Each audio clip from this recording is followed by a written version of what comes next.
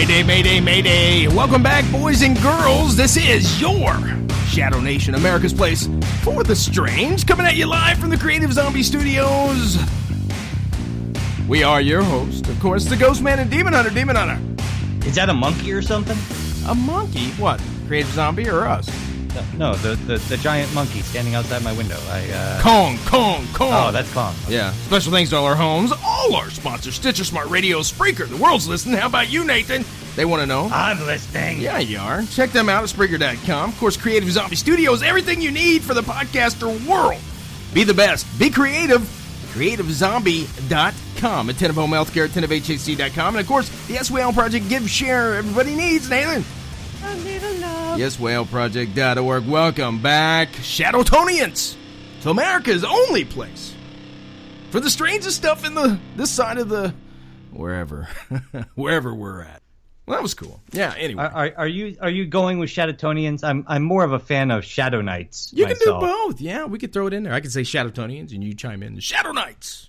Shadow Knights. I like Shadow Knights. Shadow Knights is cool. I dig that. We need to write it in here. It's just the magic of the pen. When you're on this side of the studio, you could just scribble it right in on my opening statement. That's right. All you millions of listeners out there, please email Sean immediately and let him know whether you prefer Shadowtonians or Shadow Knights. Email us and we'll vote it in. At contact@ghostanddemon.com because we still haven't gotten a Shadow Nation email yet. Not yet. We're working on it, folks. We're working on it, but contact@ghostanddemon.com and tell us Shadowtonians or Shadow Knights.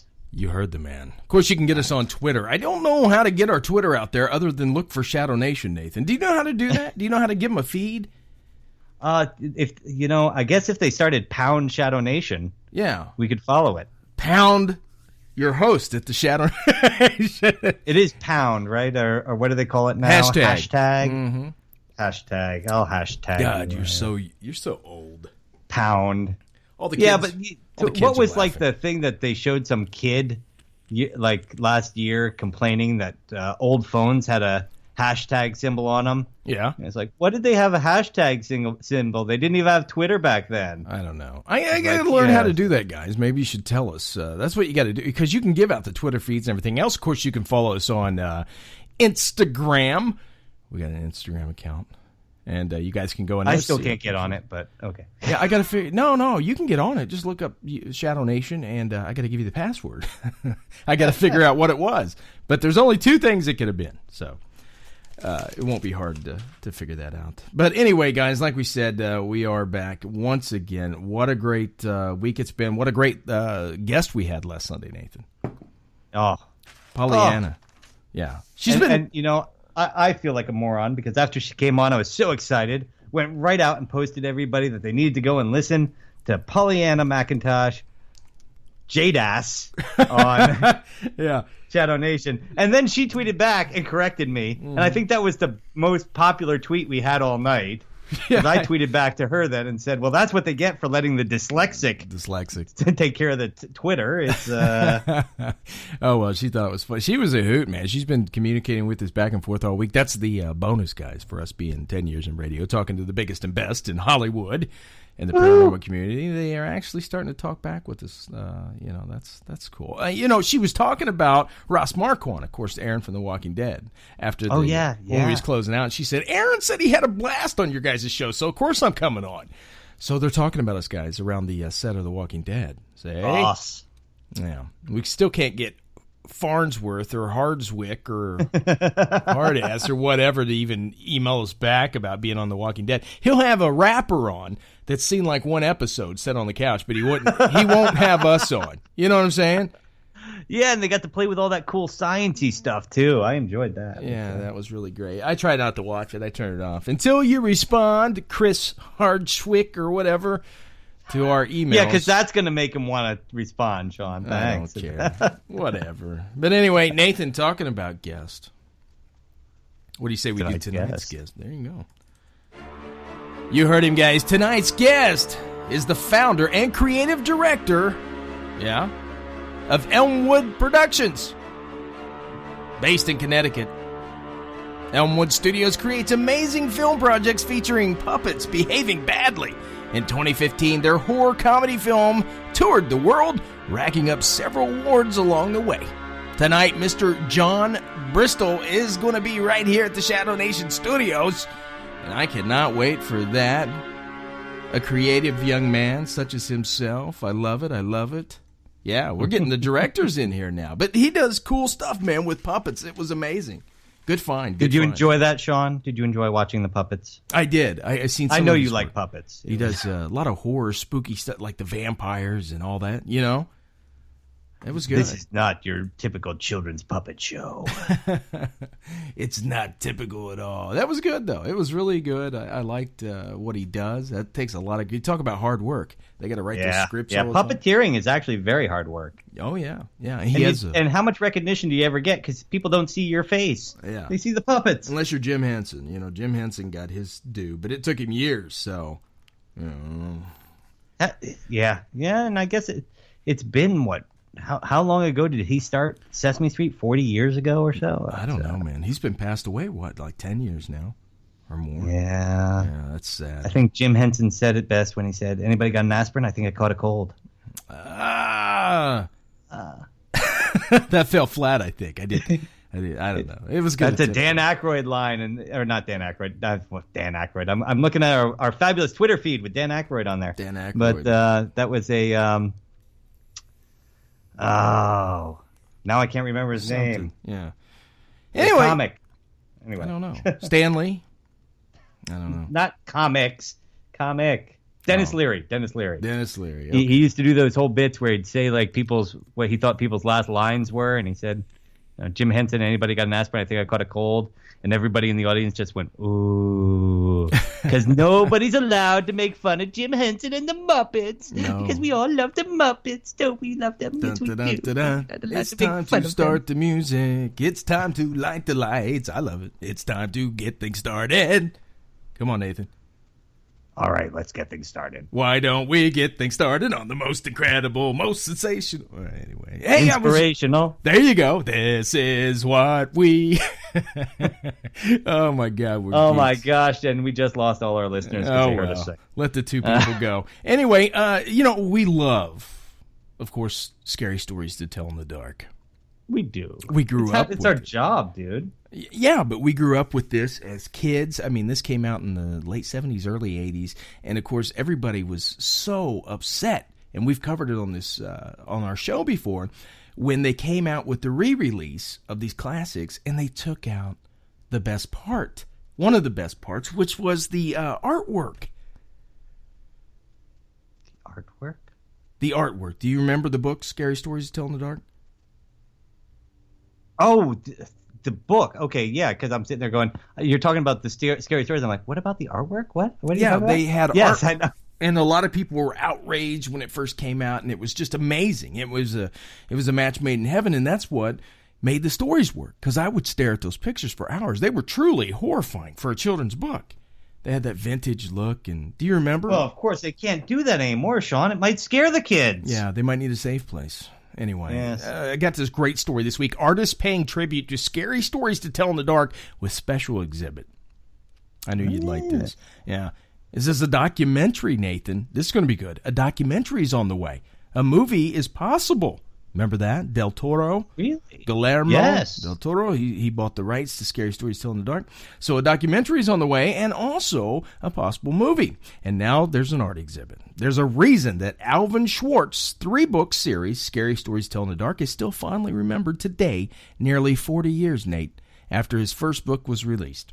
The books, which came out between 81 and 91, terrified a couple generations of young horror fans, combining spooky stories, some of which had clever jump scare finales, with truly nightmarish artwork. The illustrations came courtesy of artist Stephen Gamnell. Now, if you look him up, it's so weird because he did like butterflies and stuff.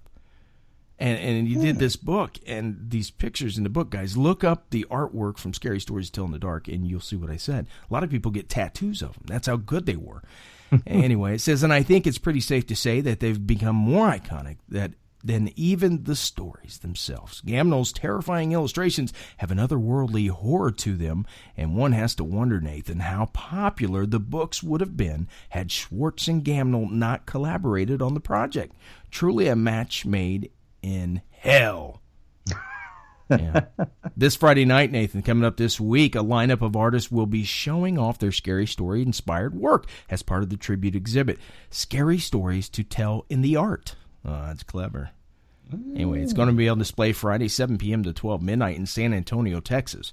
Brick at Blue Star Arts Complex. The exhibit is free to attend, and guests are invited to dress up in spooky costumes inspired by the Scary Stories books. It says take a sneak peek below. But what they're going to do, guys, is they're going to take each and every photo out of the vintage book, Scary Stories Told in the Dark, and they're going to recreate them from photography to clay, animated. They're going to have animated statues, everything else, and it is cool. You got to look up this story, guys. It's the Art Expo for Scary Stories Told in the Dark, and they've recreated everything cleverly, and it is amazing. So I love everything to do with that. So I'm excited.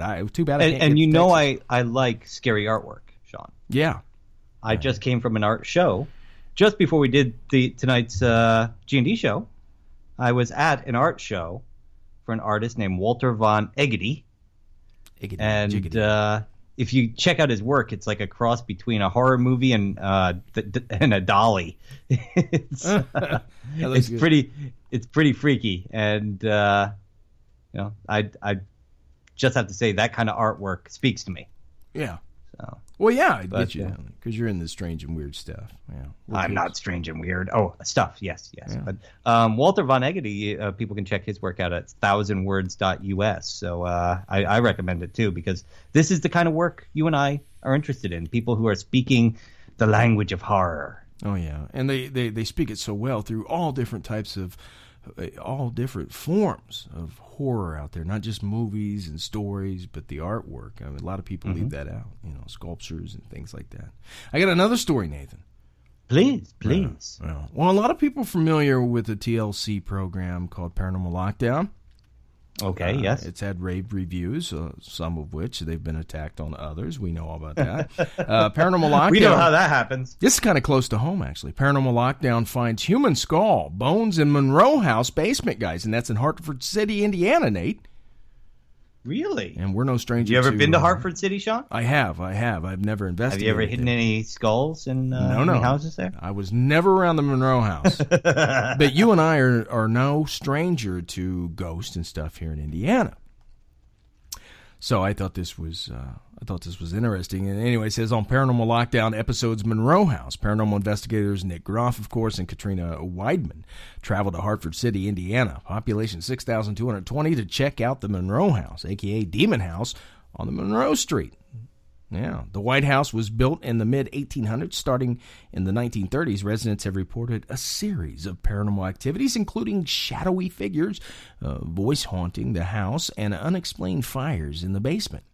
It says first time they experienced stuff was in August of 2016. They just released the story not too long ago, but this goes back to August 2016. Paranormal Lockdown Pro Nick and Katrina were determined to get to the bottom of paranormal activity and spent 72 hours in the Monroe House.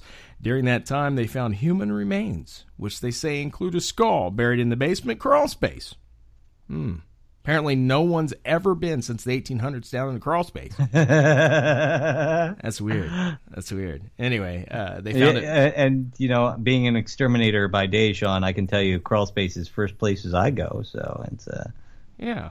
Well, maybe they exterminate on the side. I don't know. But they found it buried in the basement. Maybe it was the exterminator. He got down there, couldn't get out. When they had to kill the owners. It was a bad job. You know what I mean? It fell flat.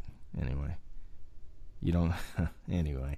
Paranormal Lockdown airs Friday at 8 p.m. and 9 p.m. on TLC, guys. Remember that one, but you have to look up on YouTube or whatever to catch that. Monroe House, the Demon House in Hartford City, Indiana. That's amazing. I mean, you find a skull down there. I wonder if they had to call in the cops or nothing. I imagine they would have to. Anytime you find human remains. Yeah, you'd have to call somebody.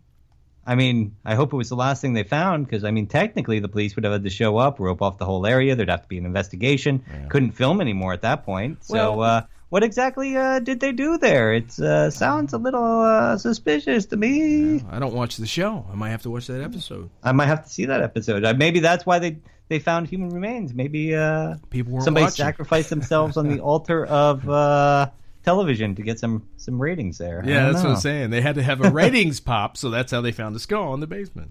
Nah, I don't know. Anyway, yeah, so that sounds interesting. Very interesting. I like it. Yeah. Anyway, Nathan, what do you say we move right along here, man, if you don't have anything that you want to address? Well, I just wanted to point out, Sean, that you and I both went to see a particular movie this week. Oh, we did. We did. What'd you think? Kong, of course, what you're talking about. Kong, yes, ladies and gentlemen, Kong Skull Island. Sean and I both went to see it this week. You went with the fam. I did. I went with the extended fam. My cousins, everybody, yeah. I went with my wife. My wife absolutely adored it. She's a monster movie fanatic, and she loved it. I kind of felt the story moved a little too fast at the beginning. Mm-hmm. I'm a fan of the old classic movies where there's a build-up and some anticipation, and it felt like they put this movie and go, you know what? They all know they're coming to see Kong. Let's just show them Kong in the first scene. Right. You know, I see what you mean, because you see what it's building up to. You've seen how big Kong is in this one, right? Yes. And you might have not noticed this, but I did notice it. When John Goodman was talking about how he got into the monster hunting thing, Samuel L. Jackson was asking about it with the pistol to his head. He mentioned he was on a ship in the military, and he had seen that the fury these beasts can do, and they're out for destruction and only one thing, and that's why he was destined to come out and help to kill these things. Now, correct me if I'm wrong, but King Kong doesn't get too far out to sea. Yes, but did you stay to watch to the very end of the credits, Sean? No, I did not. I did not. Oh, what a mistake you made, sir. Oh, really? Well. Oh, yes. I think I know. There is a big hint to the future movies to come at the end of the credits. A really fun scene. I don't want to spoil this one for people, Sean, because it's the first weekend out. So I don't want to give out spoilers. Maybe we should mute the microphones. You can tell me. We can mute the microphones, yeah. Oh, yes. Well, let's just talk and nobody can listen. Ready? Yeah.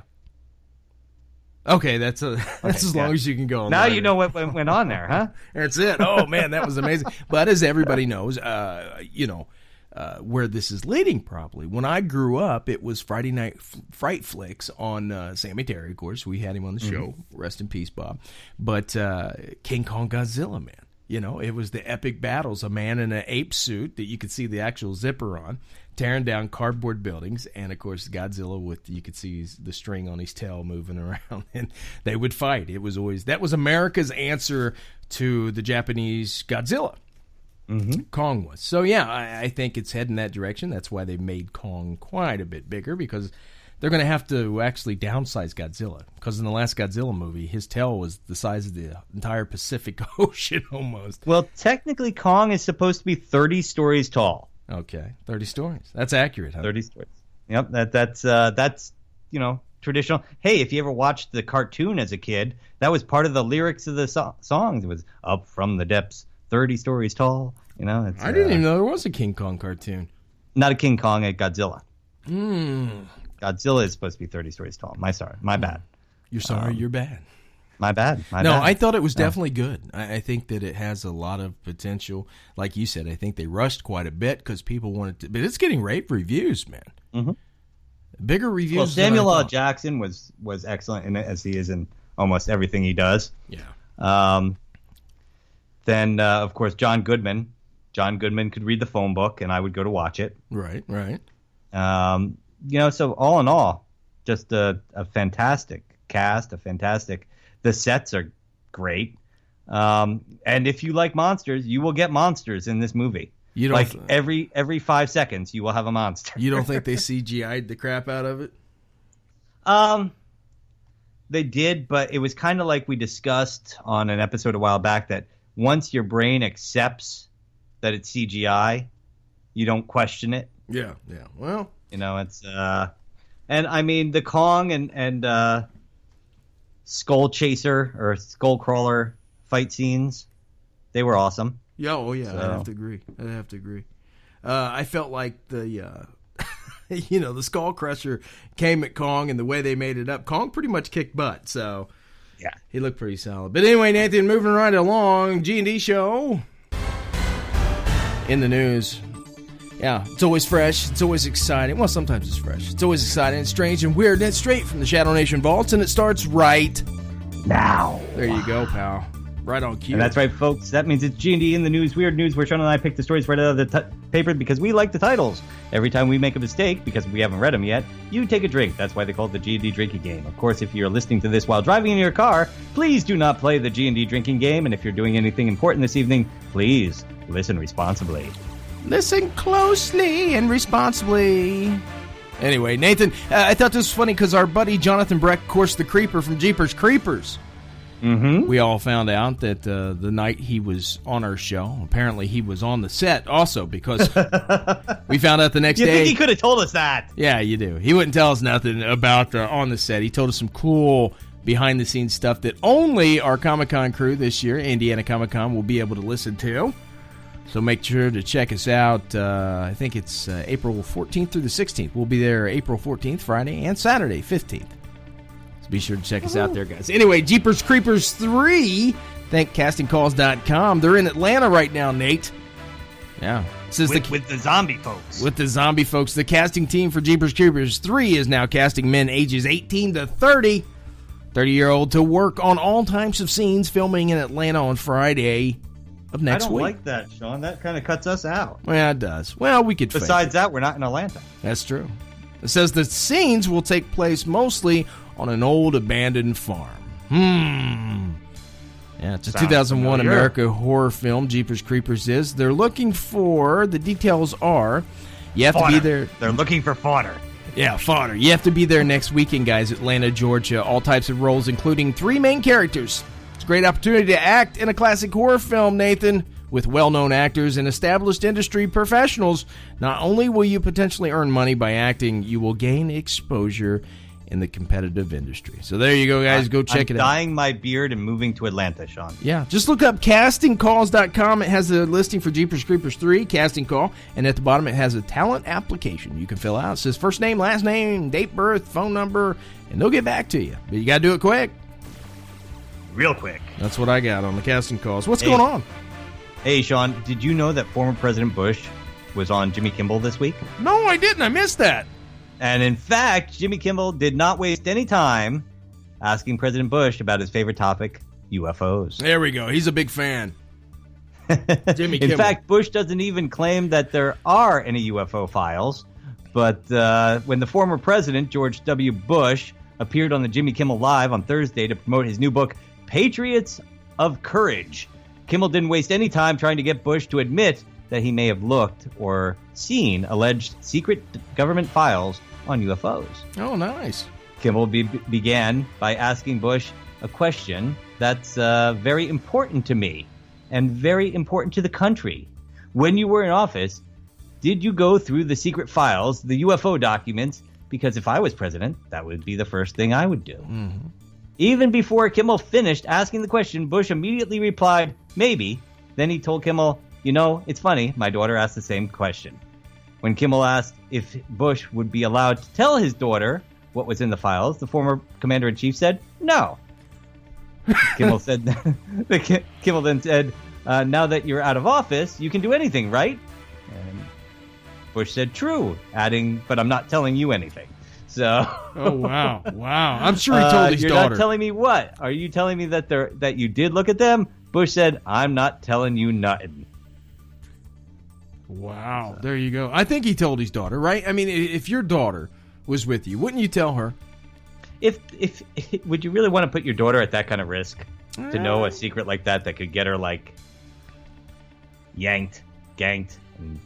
Well, I don't know. I don't know. I don't think that would happen. But if she kept her mouth shut. But that's true. Your kids probably wouldn't keep their mouths shut. Was that it? Was it that? Well, the story goes on, but Yeah. I mean, it's all more talking about Kimmel there than it was talking about the UFO files. And personally, I'm more interested in those UFO files. I am too. That's funny because you would think he'd just come out and say, no, I don't know anything about it. But of course, we know Bill Clinton, we know Obama. None of them give a straight answer, and it's usually been to Kimmel. He's always asked him. It's and Kimmel obviously has an interest. Maybe we should have Kimmel on the show. What do you think? Yeah, we should try to get him on. Anyway, Nathan, IFLscience.com came out with a great, certifiable, interesting article this week. Congress passes $19.5 billion NASA bill. Includes humans to Mars and Europa mission. Oh. Yeah. Congress has passed a new NASA bill, thank you, Mr. Trump, President Trump, which authorizes $19.5 billion of spending in the fiscal year of 2017. It includes things like manned missions to Mars and a Europa mission. According to Space News, this is for the first time. All of our 2001 and 2010 fans out there are going, that's Europa. right. In the nearly 6.5 years, this is the first time, guys, that Congress has passed a NASA authorization bill. It was approved in the House of Representatives on March 7th, with the same bill passing the Senate by unanimous consent on February 17th, and then, of course, being approved in March. Now it only needs to be signed into law by Mr. President Trump. That's right. Some of the highlights from the bill include support of NASA's journey to Mars. It states that the agency should work towards the long-term goal of human missions near on the surface of Mars. In the 2030s is what it says, but I think we're going to make it before that date. Also, you think so? I do. Also talks about going to Europa, which is, of course, the most likely to be like Earth planet that's out there. Yeah. Well, that's been the theory for a long time now. So yeah, it has. But hey, Sean, in England, this comes from UPI on March 10th. Okay. A marble container used as a flower pot for 2 centuries at a palace in England was discovered to be an ancient Roman sarcophagus. Oh wow! The 1700-year-old marble coffin was fully restored and put on display at the, have a drink, folks, Bellingham Palace in Oxford, after it was obtained by the 5th Duke of Marlborough in the 19th century. He was a man's man. It was used to hold flowers for the last 200 years. It apparently, following a thorough investigation, it was identified as the front of a white marble sarcophagus and was covered with extremely fine bas relief.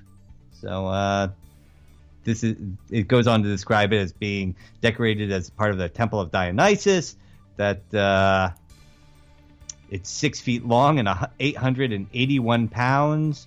And it's valued. It is valued at $364,590. So it's just been sitting out in front of the building for the last 200 years, and it was just the front. There's nothing in it or nothing, right? Yeah, there was nothing in it. But you got to remember too, Sean. We're talking. In the 1800s, people would pretty much find mummies and bring them back to England and use them as firewood. Right. Yeah. So, I'm not kidding. I know. They would use them as firewood. Yeah, I know. They was well, I mean, you got to stay heated. You got to stay warm. Anyway. Uh-oh, Nate, you hear that music. Oh, that music. I know that music. Yeah. This is the segment, guys. It's a Shadow Nation original. That means Nathan and myself came up with it, where each week we talk about what happened last week and what we think is going to happen tonight on that show we know and love, The Walking Dead. Nathan? Sean, you start this week. I started last week. Well, last week last week's episode in Sunday. Of course, Rick. It was kind of a romantic episode. People kind of got miffed by it, but I liked it. It was what's going on between Rick and Master-Jon. A lot of sex out on the road. He doesn't really want to get back, and they're looking for equipment to give to Jadis, our good friend, Pollyanna McIntosh, and the trash people. they finally scavengers. Scavengers. And they find a boatload of stuff. Guns, everything, weapons. And Jadis... Food. Yeah. I want to try chili and macaroni and cheese now. Jadis says, not enough. And she wants the cat statue back. I love that. She wanted the cat statue back that he took for Michonne. He said, no cat statue. Say yes. I'm going to get you some more, and that's going to be that. Say yes. And so tonight, I think it's got to start coming together. I think we got 2 or 3 episodes left. So they got to be pushing for some big stuff happening. I read an article today which says it's confirmed. Of course, it's not confirmed. Greg Nicotero, which works on The Walking Dead, is a huge part of it, has accidentally given a spoiler on one of his shows that confirmed the death of Negan coming up. I don't know about that. That's what they said, man. I mean, these guys are trained. We've had them all on our show. They're tricky, too. But, they did tell people that Glenn was going to die almost a year ago. So well, that's true. They said, what's coming up next year? They said nothing really much except for the fact that Glenn is going to get his head bashed in with a baseball bat. Yeah. And everybody said, oh, no, he must be kidding. They're not going to do that. Yeah. Well, they tried to. That was hard to get away from that plot line. But anyway, Nathan, that story that I was talking about came out of express.com.uk. I'm sorry. The Walking Dead Season 7, Negan's death confirmed. Greg Nicotero drops huge hint. Yeah. I know. Well, you know what, then, too? Negan is being played by Jeffrey Dean Morgan. Mm-hmm. And he does have a career outside of The Walking Dead.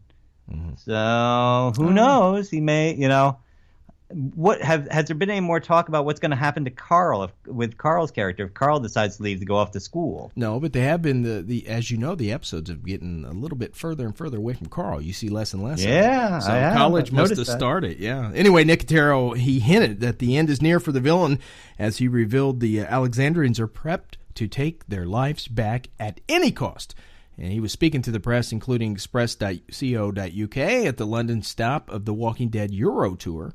He noted that momentum is building as Rick Grimes, played by Lincoln, of course, and his group prepares for war with Negan. First half of the season, we watched all of our characters hit the ground and pound going after Negan and his men. First half of the season is hard to swallow, and it's difficult, of course, with the bashing of Glenn and everybody else. Anyway, somebody as despicable as Negan has it coming and probably will, is what Nicotero said. So I don't think that's confirmed, guys. I don't think that's confirmed at all. Yeah, I don't either. But that's what was said, my man. That was what's said. Yeah, I can't help it. What do you think's going to happen tonight, Nathan? I'm really this season's had me thrown in a loop. It's been a while since we've had this happen where they keep jumping from character to character. I think they've got to get back to Daryl at this point. I mean, obviously, this is going to be a Carol Strong episode this week. We've seen the previews, but I think it's going to be a Carol and Daryl episode tonight. Yeah. Well, he left her in the cabin. Yeah, but I mean, we can't. Obviously, it's going to be a Carol episode, like I said. We've seen the previews. Yeah. I think she's going to get drawn back into it, and she's going to go looking for Daryl. I think we're going to lose Carol real soon. Do you really? I do. She's off on her own. She's growing distant from the group, and I think right when she finds him and everybody's happy and bang, bang, I think we're going to lose him. That's going to be a huge thing. People aren't expecting it. Wouldn't it tear you up? It would definitely tear me up. And obviously, we've learned that anything can happen on a Walking Dead episode. Absolutely. And so you got to prepare for that, guys. But I think it's going to happen sooner than we think. I really do. I think we were just talking about that, me and Stacy, last week. And that's a very real possibility. They're not afraid to throw out some shock and awe there.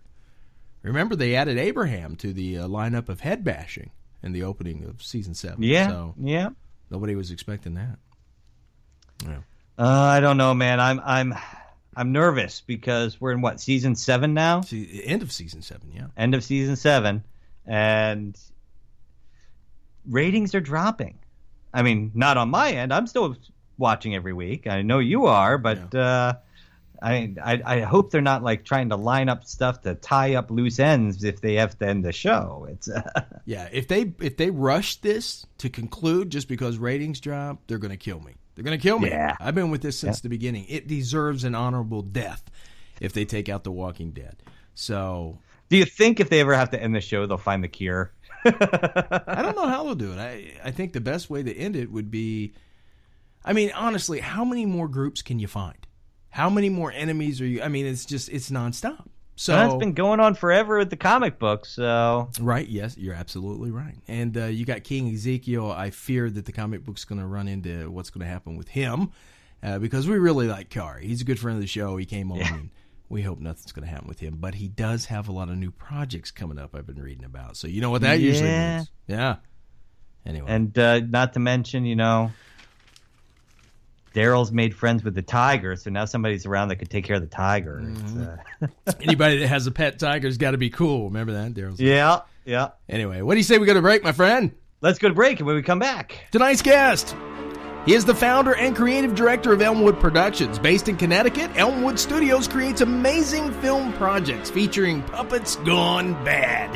In 2015, their horror comedy film toured the world, racking up awards, several of them along the way.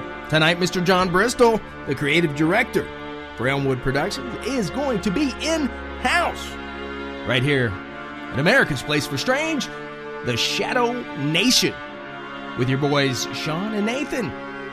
Cannot wait. Excited. This is, I think, the only second director we've had on, or producer of anything. Usually just the stars of the shows we've had on. We had Arbor Demon on last month. And, it's been a while since we've had a director on. So Anyway, guys, each week on this show, during break, we play a new band, an independent band we know, we love, we support the little man. Right, Nate? Oh, yes, we do. The name of tonight's artist is Cola. Name of the song, The Follow Fellow. Shadow Nation. Nathan? Sean. We will be right back with Jon Bristol of Elmwood Productions. Stay tuned.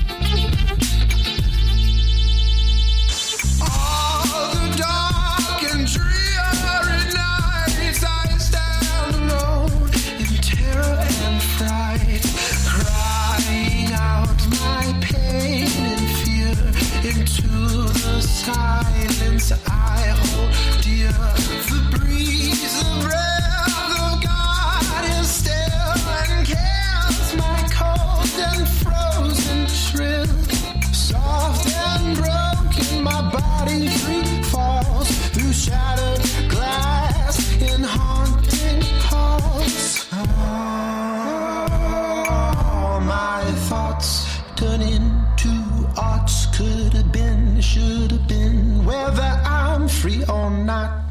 All my sadness banished, it's madness, it's vanished and never coming back.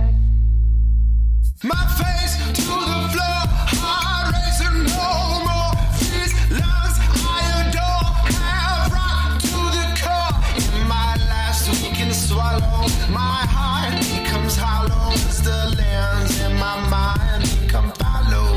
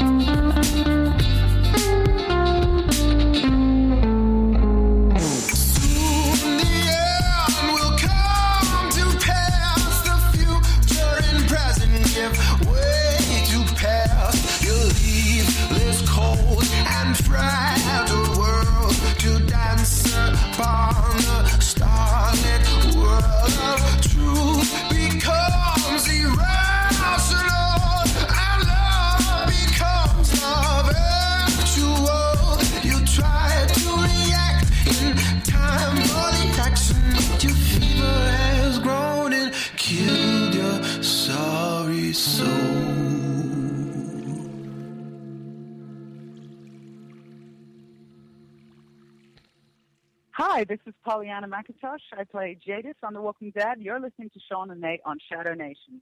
Enjoy.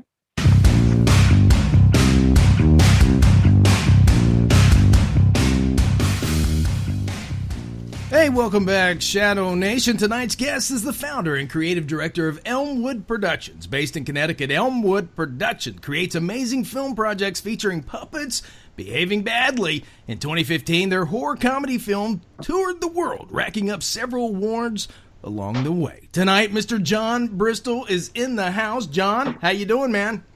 Doing all right, guys. How's it going? It's going outstanding. Outstanding. Excellent. We got the snow coming in. You guys ready for the snow out there in Connecticut? I guess. Got teased with that nice weather a couple weeks ago, and now it's just like, oh, this isn't fair. Yeah, I know. Spring fever. You gotta love Connecticut. You know the rules of the weather in New England, Jon. Oh yeah, just wait till tomorrow. Yeah. If you don't like the weather in New England, wait 5 minutes. It'll be different. You'll get something completely different. Exactly. Just like out here in Indiana, it's terrible. If you don't like it, stick around because it will change. But Jon, I was looking at your stuff, and being independent artists ourselves, I admire your work, sir. And it takes so much love and passion. And I got to watch some of your films since Nathan turned me on to you. And I got to say, I love it. What was the inspiration, man? I know you said Henson in the past. How did you grow up with this? What inspired you? Oh man, it was just, I was fortunate enough to live in a household that definitely promoted creativity. My parents were about, if you were interested in it, go for it, give it a shot. They didn't hold you back creatively in any way, shape, or form. So I was lucky there. And then, of course, being a fan growing up in the 80s, you had all those awesome films and TV shows happening in the late 70s as well. Yeah. And I definitely just drank all that in like it was part of my life and became part of the blood, and just as you get older and you're looking at things, you kind of start wanting to do the things. Oh yeah. And that was definitely it. I started off cartooning mostly and doing comic book type stuff, and that always had the underlying interest and obsession with puppetry. I just thought they were so weird and cool. Oh yeah. And in my early 20s was just like, I'm gonna try and make some puppets and see what happens, and just make a movie with puppets, because me and some friends wanted to make movies as it was, and none of us were particularly attractive, so you didn't want to see us on camera, so we thought we'd make better looking puppets. And it just kind of took over my life, and now it's like my favorite form of art that I do on my own, and I just love making the films too. I know you quoted in the past, and people have interviewed you and talked to you. I know Labyrinth, Dark Crystal, man, all those. Yeah. You love those things. I loved them too, growing up with it. I mean, I just watched Dark Crystal a couple weeks ago again. Yeah, that was the one that really, I think I was 7 when that came out, tail end of 7 years old, and I think I was 82. And going to see that was just like, wow, people really get paid to do this? Yeah. That's someone had to think of all that. I know. That's what I love about J.J. Abrams with Star Wars Force Awakens. He brought back some of the puppeteering. I loved it. Yeah, that was really, really, really cool of him to do something like that, because, even as good as CG can be, you still know it's not really there. Right. You can see it in the performances as well, I think, where someone can physically react to a puppet, even if they enhance it later, like with where the wild things are. Yeah. That movie was guys running around in suits. You mean but it's not enough to be talking to a tennis ball? Right, tennis ball or a cardboard cutout. Yeah, no, I don't think so. Yeah, that was great. Tangible. I was just looking at one of my favorites, man. I had dreams about this thing until I was probably 13. I would wake up and still hear the yeah. You guys remember Trilogy of Terror with Karen Black? Oh my gosh! See, that little devil doll or whatever it was called, right? Oh, dude, man. that was spookier than Chucky. It just had something to it. It was just the hair, the voice. Chucky was making jokes. Not as scary. Right. This thing was just evil, pure evil. I loved it. I remember seeing it like in first person. I think I was the doll. I don't know, but I would actually wake up and still hear yay. You got that level, like our height when we're kids and we see that kind of thing. It's like, oh, that's gonna get me first. Yeah. Oh yeah, you see him sticking her in the feet. But definitely, man, puppets are the way to go. And when you started with this, did you go to any? When you were younger, what'd you make the puppets out of? How did you know how to sew and make these? Oh man, I'm not much of a sewer. I can't deny that. Like in the film Head, for example, most of those puppets were hot glue. And plus we knew we weren't going to keep them forever, obviously, with the damage they got in the film. So we didn't really put a huge amount of budget into making those puppets, but they still looked really good on camera, and that's what counts. But we, for me, I just I reverse engineered a couple toy puppets, took them apart, tried to figure out how they were built, looked at doll patterns, and this, I started really around 98, 99, so the internet wasn't huge yet. So any book I could get my hands on, any VHS tape or video with puppet making stuff I could get my hands on, I started collecting. And to this day, I keep collecting puppet making books, which is kind of a neat side hobby. Yeah. And just started figuring it out. And fortunately, there's, everywhere you go, there's crafts and art stores. And I lived in Connecticut most of my life, so there's this, there's a good puppetry community here, and people more often than not are very friendly about sharing ideas. So that was good. Learned from a couple other people, but mostly self-taught, which was cool, and trial and error. Some of those early puppets I made, I wouldn't show you in public, Oh yeah. And then leading up to what became things like Head or Josh and Todd, and Steve the Vampire. Those puppets I'm really proud of, and I just can't wait to see what happens next. The next shows we do. I remember when they came out with the new Puppet movie, and Kermit and all the gang, they went into a Hollywood production office and they said, "Puppets are dead. Your day's over." Yeah, the Muppets are over, and then they had the #1 movie. So that's what's kind of fun, Yeah, What's great thing. Another thing about puppets, Kermit the Frog. He's one of the most famous actors in Hollywood, and he hasn't aged a bit. He can keep going forever. He just keeps going and going as long as somebody can His find. voice do that changed though, so yeah, it's, he finally hit puberty. I was gonna say you got a little deeper, a little more soulful, but that's good. Oh yeah, man. What kid doesn't want to grow up to be a puppeteer or into a puppet movie? I mean, that's the ultimate cool. And I think you're helping to bring this back, man. How do you go in? You're welcome. How do you go into these? How do you pitch this to people? Well, we fortunately, we do all our stuff ourselves. We're totally independent still, which is good. But even to people who might want to work with us or new performers, it's just one of those, hey, this is the crazy thing we do. This is the puppets we've built. Take a look at it. Let me know what you think. Let me know if you're interested. And most people we've talked to, whether it's a specific project or the permanent, an ongoing thing, they're pretty excited about it, which is cool. But it's different. I mean, we've had a few actors come in and join us as puppeteers who never puppeteered before, and they're still with us because it's so much more freeing. As an actor, your face is still attached to it. As a puppeteer, you can get away with a few more things. You can do things you might not do. Like in Head, there's topless scenes. Some of these actresses probably didn't want to do that, but as a puppet, it's not you. Yeah. You didn't make them get into character and do it topless, even if they weren't the ones on the. One of the guys on set kept taking his clothes off, but that was about it. It was just can't sell the. Your private, what you do behind set is nothing that you have to be ashamed of, John. Exactly. It was me. Yeah, I admit it. No, I'm the guy. So what do you think? Yeah, we have a really good time, which is good too, though. Oh yeah, but it's a blast on set. That's another thing. Growing up, okay, we all had horror movie icons. We had Friday Night Fright flicks and stuff. Why the horror genre with the puppets? What's stuck with you with the genre of horror? I was raised in that early Stephen King era, the early '80s when his movies first started really coming out, and my mother was a huge Stephen King fan, reading his novels. Every time a new one came out, she bought it the day it came out. Really obsessed with his work, and I can remember being 8, 9 years old and reading different seasons, getting, and not, of course they found out they would have been mad at me, like stealing the books and hiding them in my room. And one of the first horror movies I remember seeing was like Poltergeist and then Christine, like around the same time. I don't remember if they came out around the same time. I remember seeing like on HBO, and they like approved me to watch these films, and horror was always in my head. Yeah, they were okay with it. They were okay with me watching these movies, which was bizarre. But like there's horror was always in my head because it was always in the house. My mom, Halloween was my parents' favorite holiday. When they got married, I was 17, and they got married on Halloween. So there was this cool vibe of like horror is okay. It's not a bad thing. Yeah. And we lived in the suburbs where this was like the Dungeons and Dragons are turning kids into devil worshippers and all that. I remember that day. He-Man was possessed. My parents went out and bought my brother Dungeons and Dragons. They were like, really? Let's see what this is. Yeah. So they didn't buy into any of that negativity, which was cool. And so because we were taught to believe it wasn't real. Just like I knew puppets weren't real. They were just people underneath them. And when Elmwood production started and we really started getting rolling, about 3 or 4 years into it, that one of my production partners, Russ, him and I were just talking about how we just always want to make a horror movie. We're doing all this comedy. I'd love to do a horror movie. And then it took almost another 10 years before the movie was made, but we got there. Yeah.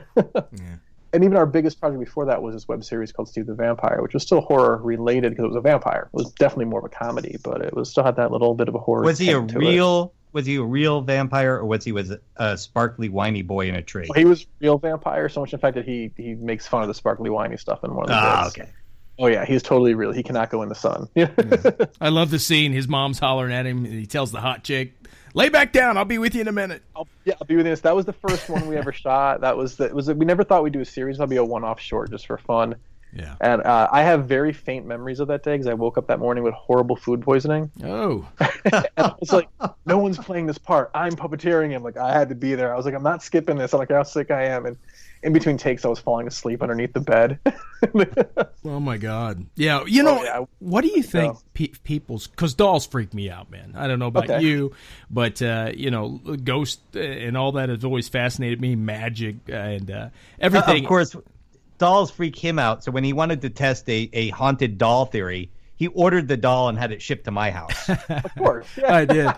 I did, man. It was crazy because it actually went. I bought Jocelyn, the haunted doll for Nathan, yes. And it actually went to the wrong house when they sent it. And I called the lady to get it, and she said, "Dude, I'm having things happen around my house. It's weird." Oh my gosh! And I told her, and then I told her what was in it. I had it the next day, express delivered. Oh yeah, she can get out of there fast. Overnight FedEx. They would have gotten it there the same day if they could have. Oh my gosh! Delivered it herself. She probably want to put it in her car. Oh yeah, John, I gotta ask you. Starting back for me, because we're all the same age, pretty much. Yeah. Magic with Anthony Hopkins. Right. Dead Silence. The last the last stare of Mary. Beware the stare of Mary Shaw. She had no children, only dolls. And if you see her in your sleep. Yeah. What do you think the public's fear of these dolls? And has it ever creeped you out, like growing up?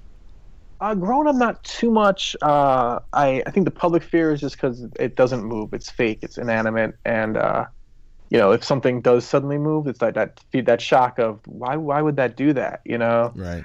I never really got scared of them. I remember as a child, I had this one Rolf the dog puppet, and his eyes were so his eyes were so bright white that when the moonlight would come into my room, I'd see them, and that would freak me out. But I knew that it was Rolf, but I'd like throw a shirt over it and go back to bed. Right. And as an adult, I had these two Bert and Ernie dolls. Like I think adult, probably 19 years old, that I'd gotten, and they were in like the room I did my art and stuff in, and had my CDs in and all that where I was living.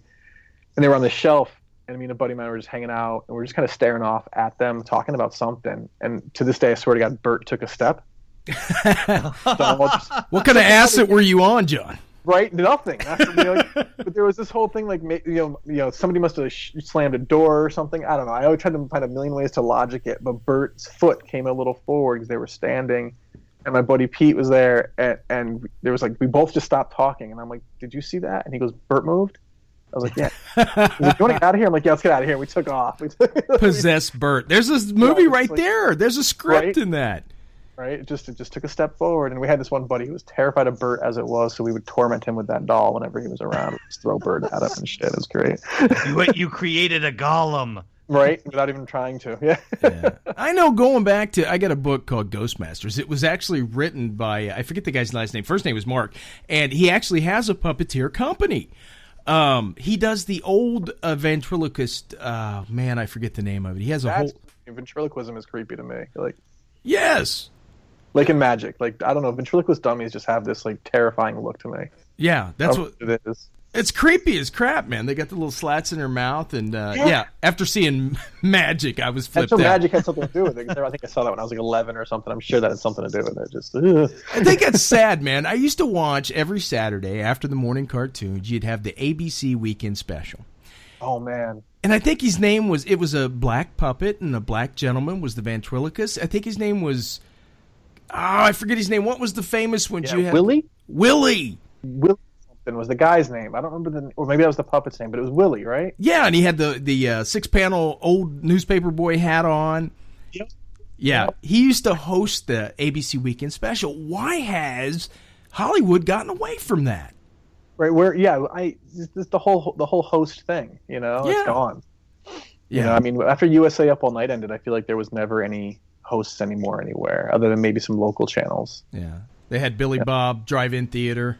That's right. and all that stuff. Yeah, and I think it's a discredit to Hollywood because I think like Sci-Fi Channel or Comedy Central would jump on that just because the niche of it, that'd be kind of fun. They had Crank Yankers for a long time. I bet you loved that. Yeah, that show. Yeah, that was pretty funny. Yeah, mm-hmm. That was pretty funny. It was cool to see puppets doing that kind of stuff. Like I'm glad they use professional puppeteers. It always kills me when I see like people doing stuff with puppets, and it's just.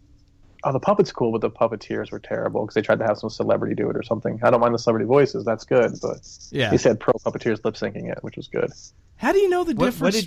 What did you feel about like when Avenue Q came out and the actors had to learn puppetry to do the show? The original cast were all puppeteers, which I thought were was they? really cool. Yeah, the original lineup. A lot of those people worked with Henson and with Sesame Street, and that was a lot of the reasons why they had that disclaimer that this is not a Henson or Sesame Street production. Because the same faces and names were on it for performers. Even the guy Rick Lyon who built the puppets, he was a understudy for Big Bird off and on and things like that. So he's got a history too, and he played Trekkie Monster. And Nicky was the straight guy, the Ernie character. He played Nicky. So they had the original lineup of performers were puppeteers, and as the show went on, they started bringing in more Broadway actors, probably because it was hard to find puppeteers to do it. But I've seen it 3 times. Saw the original cast, and I saw it a couple of years later with back with new people, and they were great. Then I saw the touring version; they were all really good. So they're being trained properly, and that's important. I actually have to admit I saw a local production of it, and they had a professional puppeteer come in and train all the actors, which made all the difference in the world. Because Sean and I both love puppets. We've been playing around with them for years. Yeah, and it's funny because my first experience with it was like I was up in Nantucket and I saw this puppet of a dog, and I just had to have it, so I bought it. And I was walking around with it in my arms all day, and everybody who walked by thought I was carrying a dog around because I had the movements down and everything, and that like once you do that, you're hooked.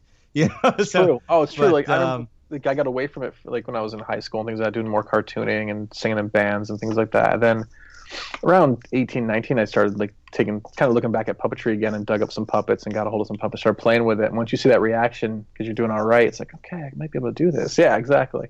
And it was interesting because I watched this cast start with the puppets and then saw the professional puppeteer come in and show them how to use it, and made all the difference in the world.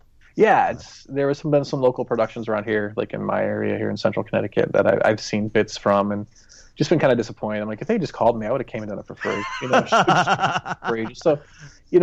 it's just respect the art. If I wouldn't go into a theater thing trying to be a Broadway singer or anything without some training. Have you ever seen Avenue Q, Sean? No, I have not. Go to see it. Do not bring the kids. Yeah. Okay. Is that a puppet type movie? Yeah, it's a Broadway musical that won the Tony actually the first year it was out for Best Musical, and it's a parody of Sesame Street, or the best way to put it. Oh, nice. It's an adult version of Sesame Street. Yeah, what if all the characters grew up but never moved away and realized they live in the ghetto? Oh, that's great. It finally hits them, and they're all like, crap, our lives, what the heck? What are we doing here? And they have adult problems, and it's really funny. I always thought Oscar would be the leader of a gang, Oscar the Grouch. Yeah, something about him, right? He just looks shady. Yeah. What do you, when you started out young, I know a lot of young magicians and stuff, they start out with their first jobs doing gigs at parties and stuff like that for other kids. Did you ever start out puppeteering at stuff like that for money? I really had no interest in doing live stuff. I still really don't, unless it's like as a favor for a friend or something like that. So most of the stuff we did right off the bat, I was just building the puppets and doing videos. Like that's where I was influenced anyways. Like I didn't see a lot of live puppet shows growing up there. You know, it was all TV. There, you know, we had Alf, we had Great Space Coaster, we had the Sesame Street and the Muppet Show, and you know, like things like that. So that I never really thought of it as a live medium until I got a little older. So I never really did I've done workshops more for money, like building and teaching people how to build. Right. Whenever I need a couple extra bucks for our next project, I'll end up doing a workshop. So go ahead, John. I was just going to say, John, starting out the process, I know Nathan and I doing directing, producing, stuff like that is so tiresome. And with ADD, our mind's all over the place. So it's, you know, you get into something, then, a squirrel, and there's 5 billion other ideas that come up. What is the process like with a show like what you produce, different shows, films? How does it start? Do you build a puppet first and use that for motivation for the skits or the film, or how does it work? I'd say it's 50-50. Either somebody comes up with it, like usually it's me, we'll build a puppet and go, oh, this is a cool character, what can we do with it? Or, oh, this is what I want this puppet to be, and then we start writing things around it. Or somebody else, like one of us, myself, or somebody else in the crew will have the idea for the story first. It's almost never been like we build and think at the same time of the ideas. It's always been one way or the other. I'll use Steve the Vampire as an example, since I know you guys have seen some of that. Yeah. My buddy Russ, who shot it and wrote most of the first episode, he just was in the studio with me one day, and I don't know what was going on. He just blurts out, "Dave the Vampire lives with his mom." And I'm like, what? And he's like, I just think it'd be funny if that's like a 20-year-old goth kid who lives with his mom and he's a vampire. And I'm like, I like it. I like the name Dave. He's like, fine, Steve. And we wrote down a piece of paper, Steve the Vampire lives with his mom. And a couple weeks later, I built the puppet. Like, just did a bunch of doodles of what I thought Steve would look like, and then built it. Never even thinking we'd even do anything with it. It was like, I'm gonna try making this puppet now. And then, you know, his now wife, it was his girlfriend at the time, she was like, oh, I'll build the mom, because the mom was in the idea. And next thing you know, we had a script, we had the 2 puppets, and I was like, all right, let's do this. And that was where an idea came from. But we never thought it'd be a series. We just thought it'd be a one-time thing. And then the puppets were just so cool, we had to do more with it. You know, and then we brought in a couple of their friends to help out with that one, and it built up, and it became really a calling card for us, which was good. Or then something like Head, it was totally just the script was first. Yeah. You know, I wrote it originally to try and sell the script and make some money off it, because it was just kind of a throwback horror movie, and I thought, oh, I could sell this and use the money to make an Elmwood film. And then I just never did, and we sat on it forever. And then one of the guys in the crew, we were in between projects, and he was like, what are we doing next? I'm like, I don't know. He's like, what about that horror movie? And it just kind of, oh yeah, what about that? Yeah, that's a good idea. You know, it's a good idea. Maybe we should do that. And then for that, it was in the 11th hour we decided to do it with puppets. It was going to be our first thing with no puppets, really, for a major project. We were going to try and cast it and get actors and the whole thing. And then maybe 6 weeks before filming, we had a different director we had in. We ended up letting him go because it wasn't working out, you know, personality-wise or just his style. Been there. And we were stuck, like, oh, we don't have a director now. But we'd already discussed maybe doing it with puppets with him because we were having trouble finding cast. And then as soon as he left, we found people wanted to work in the film. We're like, aha. But by then, it was like, let's just do it with puppets. It's what we're known for. And I'm glad we did, because I don't think it would have been as good if we didn't. It would have just, you know, not that it's not an awesome script, but it would have been a horror film out there among other horror films. Right. Where now you're the only puppet horror film. We're the only one that plays it straight. I've seen 2 other ones, I think, but they use the puppets as a gimmick, essentially. Oh, look, we're puppets, ha ha ha. You know, we never once referenced that. They're just the actors. You know, and we had to build those puppets really quick. Like, it was, like I said, I think it was 6 weeks from the day we said we're going to do it with puppets to the day that we started filming, or something to that effect. It was pretty crazy. I always thought on this set of a puppeteered movie, film, do you guys use, like, do you throw the green screen type stuff over the puppeteer, or do you guys just do perfectly placed hiding techniques? Hiding. This one, it was all hiding. We intentionally wanted to do Head kind of like the old 80s movies with no digital, no anything if we didn't have to. So there's not a single green screen shot in that whole film. Jesus. We were just we were underneath them hiding the whole time. Like, there were that's the nice thing about it, is that camera is your proscenium, like the old school theater box, you know, and just that wall, you know, so you can And we have TVs, which is nice. The camera's attached to some TVs that we can see what the camera sees. Yeah. So as we're filming, if one of our heads pops up in the shot, we're going to see it, or somebody else is going to see it. Like, oh, so we're all watching the same thing the camera is seeing, which is good. I can see a bowl of Vicodin waiting on the cast and crew after your back locks up after the, Oh, there were days, like, especially with that film, because it was a grueling shoot in some ways. There were days where I'd leave home at 7 a.m., 6 a.m., and get home at midnight. And just, 3 Tylenols and a beer, and just sitting there staring at the wall. Like, whoa. Yeah, but it was worth it. That's when you get real creative. Yeah. Now, do the puppets ever get a night on the town? Like, you're done shooting, you guys go out to drink, and you bring the puppets with you? We did a film festival this past fall up in New Hampshire, Live Free or Die, and we brought some of the puppets with us. Just on a fluke. We're like, let's bring them up. Maybe they'll throw them on the stage or something during the screening. And then we wandered around the town with the puppets here and there, too, and it was a good time.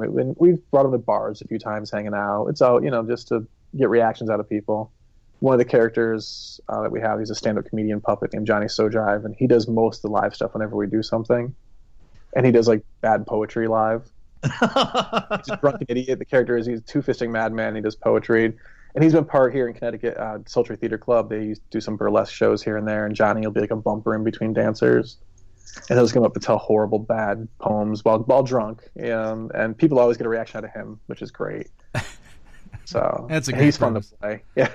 Yeah, that's terrific. Doing these show, what's the secrets of puppeteering? I mean, tell us some of the behind the scenes, the movements. What are the special deals that you learn on that? Because you got to be a master. Yeah, it's the subtleties are almost more important than the big movements. When a puppet is talking, if you hold your hand up like you're holding a puppet and you just open your mouth, your hand wide, and you look at it from the side, it's just like you're throwing a ball. But that's not how people talk. Our head doesn't open up like a trap.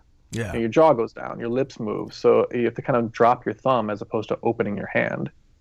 And that's kind of one of the big tricks of it. And then, where are the syllables within the word?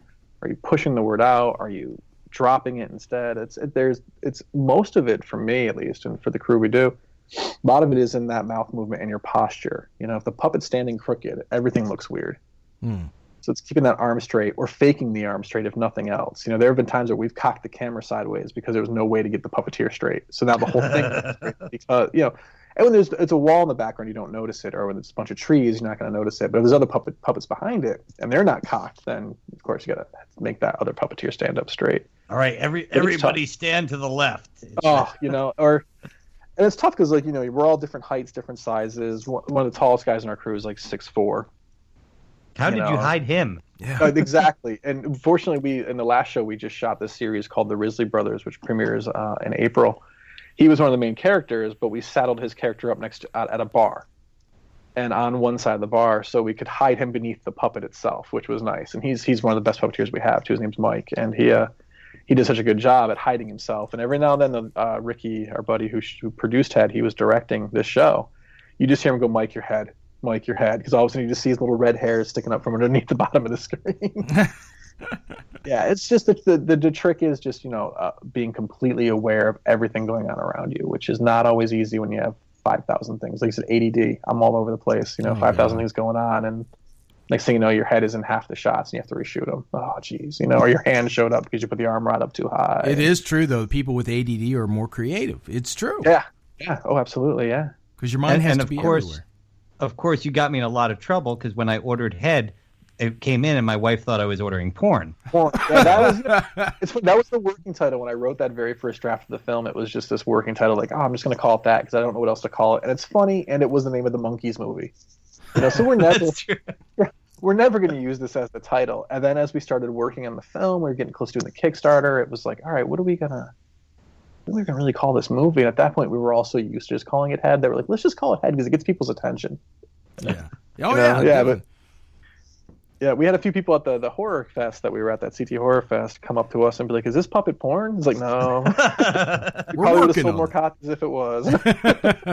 Yeah, Ron Jeremy, guys, Ron Jeremy puppet, everybody. No, but they walk us back to your first film festival because you've done numerous ones and you won numerous awards with the puppets in the films.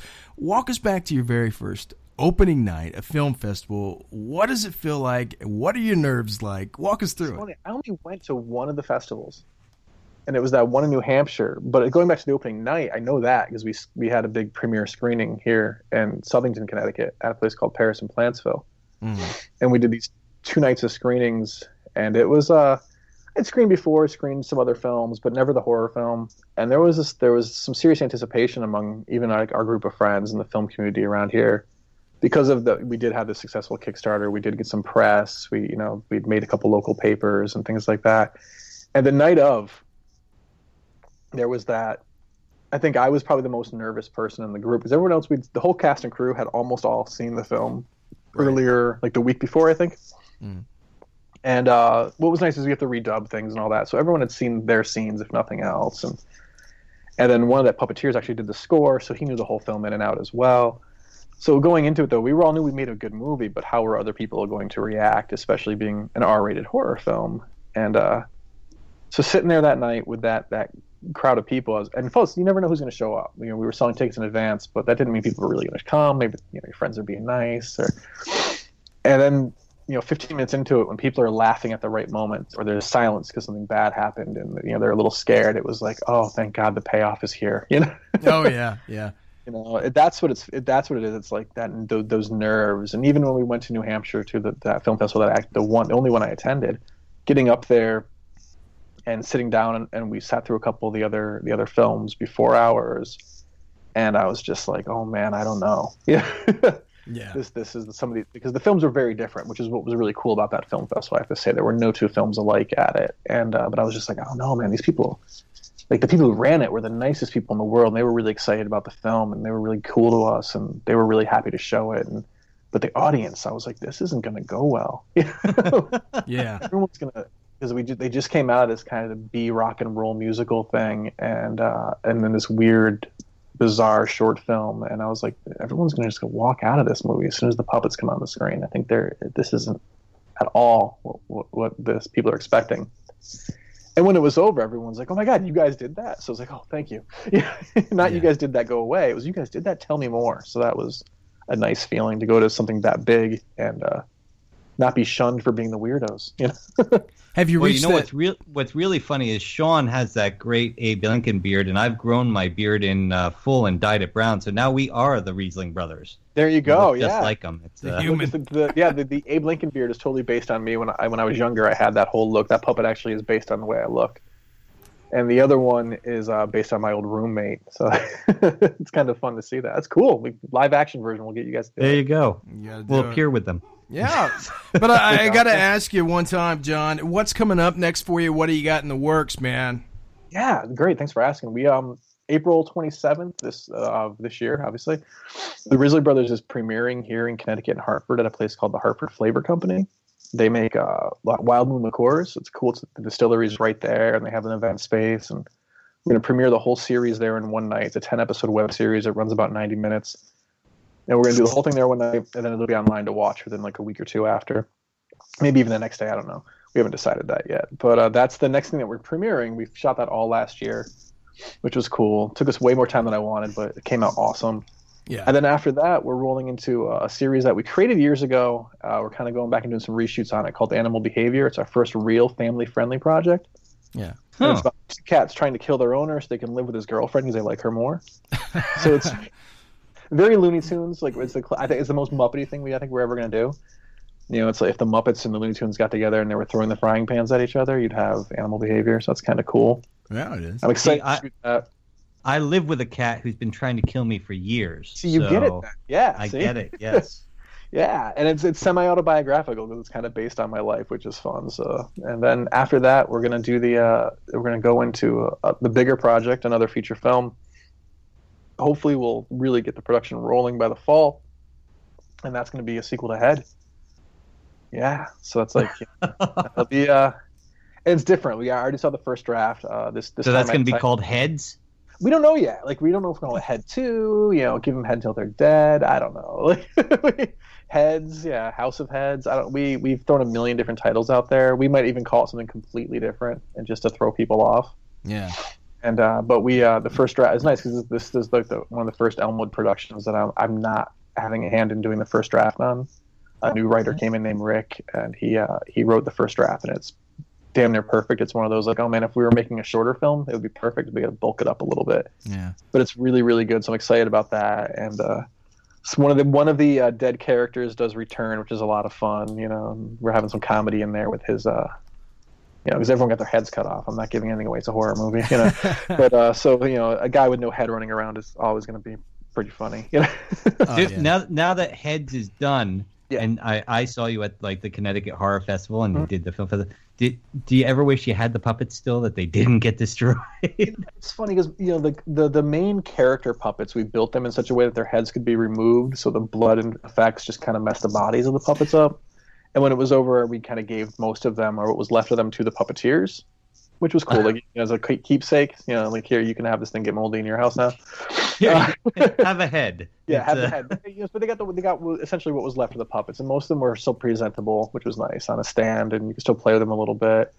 The 4 characters in the opening scene were destroyed. Like, they're gone. The killers, I think I have one of them in the studio, but I let the puppeteers keep them. But there was like a lot of damage to them, so you know, I mean, what's nice is I can borrow them back if we need to put them on display somewhere, but they're not usable puppets. I still have Kevin, the killer, which is cool. Yeah, hey, what's left of him. John, where does a lot of your funding come from? Do you have Kickstarters people can get involved in, or do you have, is this out of pocket? What? I'd say 90% of everything we've done has been out of pocket and the kindness of our friends. Like, you know, people like, oh, I have a camera you can borrow, when we first started and things like that. And now, you know, we buy the gear, we rent things when necessary, but most of the stuff we own, which is good. It's all out of pocket. We did do a Kickstarter when we were doing Head. We'd already started making the movie. Either way, we were going to finish it. The money from the Kickstarter was just going to go towards the post-production and getting better gear for future projects. So it was one of those, hey, if you like what we're doing, make us better. You know, and that worked out really well. We did make our goal. We'll do another Kickstarter or something similar to it, another crowdfunding thing for the sequel for sure. Sean, so, I just realized his entire crew was given Head for their hard work. That's right. Hey, there needs to be a sign. We'll work for Head. Yeah. There we go. Well, I tell you, John, that's all I got. I know Nathan has some more probably. I just wanted to thank you for keeping the ancient art of puppeteering alive, because I think you for calling it art, man. I appreciate that. Absolutely, it is. And what you do is amazing, sir. And we support what you're doing, and keep on doing it, man. Thank you. Planning on it. I should have known Sean would be so excited tonight, and he hit most of my questions that I had for you. But I also want to go into the fact that you have a website where people can find your stuff. They can order everything. Yes, elmwoodproductions.com is the website. It's pretty simple. We also have a VHX page, which is linked on the website. It's elmwood.vhx.tv, and that's like a download site where you can rent or purchase a lot of our films. And then like Josh and Todd had the feature films, and some of the shorts are there as well. And then YouTube, we have like the complete Secrets of Vampires on YouTube for free. Feel free to check it out. Other things like that. No fear, no shame. We do give things away, you know. You know, because it helps. You know, like if you watch The Vampire and you like it, hopefully you go check us out on VHX and rent Head. You know, or I Bleed Indie. It's another download site that Head is on specifically. It's a horror. When will we be seeing Elmwood Productions on like Netflix? You know, if they'd have us, we'd already be there. But Netflix isn't exactly. They don't like to play ball with the indie guys anymore as much. You know, you have to. They have to want you. You know, they need you. If they need you, then they come to you now. So it's not what 5 years ago we probably could have done it, but we'll see. You know, it depends on the distributor. Eventually. Well, John, the fact that you live here in Connecticut, we haven't hung out more other than right? We'll have to get together. You know, because it's only taken us 6 months to get together on the phone. So how hard could it be? A year. Yeah. Summer is coming, or people are out there more. Maybe summer's coming. I don't know. Yeah. Not in Connecticut. But no, definitely I just wanted to say how much fun I had watching your work, how great I think it is. I want everybody to go check it out, and hopefully we'll get to hang out together soon. Definitely. You know, when we go to do the sequel, someone will have you come down and maybe do an episode from the set or something. That'd be cool. Ooh, that'd be nice. Crazy. Yeah. There you go. Awesome. Get up on your puppeteering skills, Nathan. You'll be ready to go, man. There we go. Cameos. There we go. Guest appearances. We can do that. I'll take one of your classes and learn to build my own puppet. Even better. Oh, that'd be very cool. Nathan, what do you say, man? Got any more for John? I am ready to go, sir. John, would you hang on the line 1 second while we pay the bills, man? Absolutely. All right, Nathan, let's knock these out. Jon Bristol, everybody, tonight. Of course, check him out, Elmwood Productions, for all your puppet needs. I got a lot of them, so I'm going straight there tonight to check it out. A lot of it's on YouTube, too, guys. You can see some of the stuff he's put out there. Don't miss it. Anyway, special thanks to all our homes, all our sponsors. Stitcher, Smart Radio, Spreaker. The world's listening. How about you? They want to know. So check them out at Spreaker.com. Of course, Creative Zombie Studios, everything you need for the podcasting world. Be the best. Be creative. CreativeZombie.com. Attentive Home Healthcare. AttentiveHAC.com. The SYL Project. Give, share. Nathan? Everybody needs love. Everybody needs a little love. The SYLproject.org.